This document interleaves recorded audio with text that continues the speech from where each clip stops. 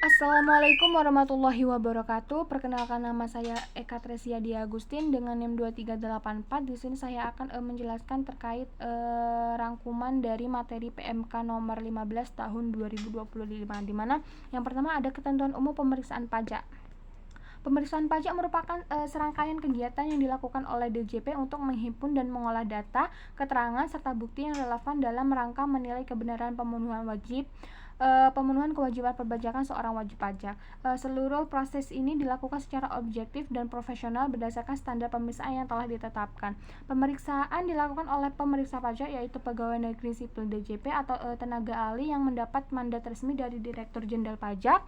Dalam lingkup pemeriksaan juga dikenal dua istilah penting, yaitu pertama, pemeriksaan bukti permulaan yang bertujuan untuk mencari bukti awal adanya dugaan tindak pidana, serta pemeriksaan ulang, yaitu pemeriksaan yang dilakukan kembali terhadap masa atau tahun pajak sebelumnya yang telah diterbitkan ketetapan pajaknya apabila ditemukan data baru atau informasi tambahan.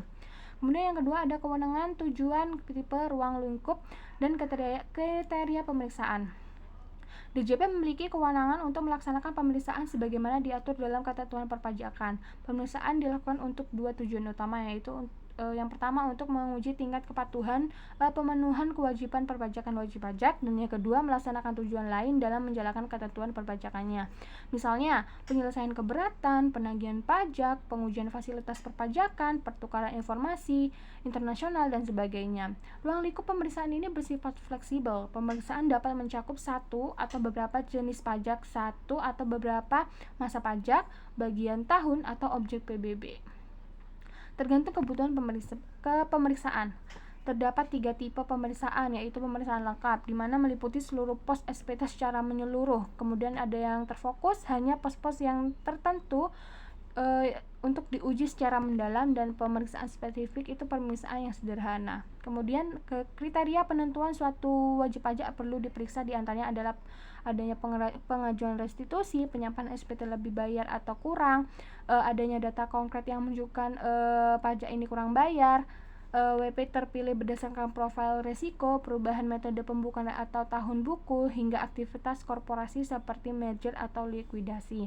Dengan demikian, pemeriksaan tidak hanya dilakukan terhadap WP yang bermasalah, tetapi juga pada WP yang melakukan permohonan administrasi tertentu. Kemudian yang ketiga ada standar pemeriksaan. Agar pemeriksaan berjalan objektif, transparan, dan dapat dipertanggungjawabkan, pelaksanaan wajib ini berpedoman pada 3 kelompok standar, yaitu ada standar umum, di mana mensyaratkan bahwa seorang pemeriksa harus memiliki pendidikan atau pelatihan teknis yang memadai, kompetensi profesional, integritas, dan independensi.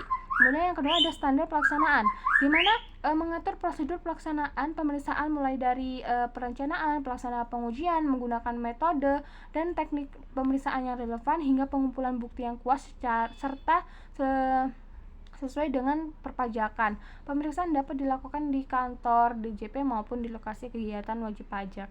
Dan yang ketiga ada standar pelaporan, di mana mensyaratkan bahwa pemeriksaan wajib ini menyusun laporan hasil pemeriksaan atau LHP berdasarkan kertas kerja pemeriksaan yang memuat pelaksanaan pemeriksaan, simpulan, dan rekomendasi.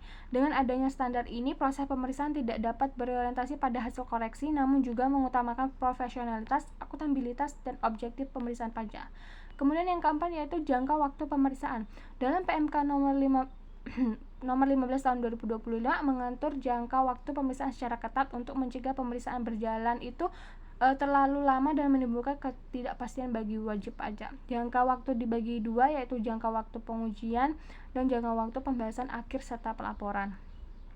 Untuk tahap pengujian, batas waktu berbeda sesuai dengan tipe pemeriksaan. Kalau lengkap itu maksimal 5, terfokus 3, dan spesifik itu 1.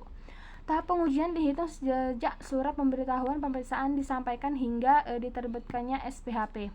Setelah SPHP disampaikan, pemeriksa itu memasuki tahap pembahasan akhir dan pelaporan, dan yang durasinya itu maksimal 30 hari hingga selesainya laporan hasil pemeriksaan. Pada prinsipnya, jangka waktu pemeriksaan tidak dapat diperpanjang kecuali dalam situasi khusus seperti pemeriksaan grup usaha atau pemeriksaan yang menyangkut transfer pricing dan rekayasa keuangan yang dapat diperpanjang maksimal 4 bulan. Perpanjangan hanya untuk berlaku tahap pengujian, bukan pelaporan. Di pemeriksaan tertentu memiliki pengaturan khusus, misalnya pemeriksaan tujuan lain yang memiliki batas waktu maksimum itu 4 bulan tanpa pembahasan akhir, serta pemeriksaan spesifik atas data konkret yang sangat cepat dan dengan waktu pengujian itu 10 dan pembahasan itu 10 hari tanpa perpanjangan. Jadi secara keseluruhan PMK 15 tahun 2025 ini menegaskan bahwa pemeriksaan pajak itu adalah proses profesional yang mengedepankan objektivitas, standar pelaksanaan, dan batas waktu yang jelas. Pemeriksaan dapat dilakukan dalam berbagai tujuan dan ruang lingkup, namun seluruhnya harus dilakukan dengan prosedur dan pelaporan yang terukur melalui penerapan standar pemeriksaan dan jaga waktu yang ketat. Ketidakpastian pemeriksaan diharapkan dapat diminimalkan dan kepercayaan WP ini terhadap sistem perpajakan itu dapat meningkat. Terima kasih.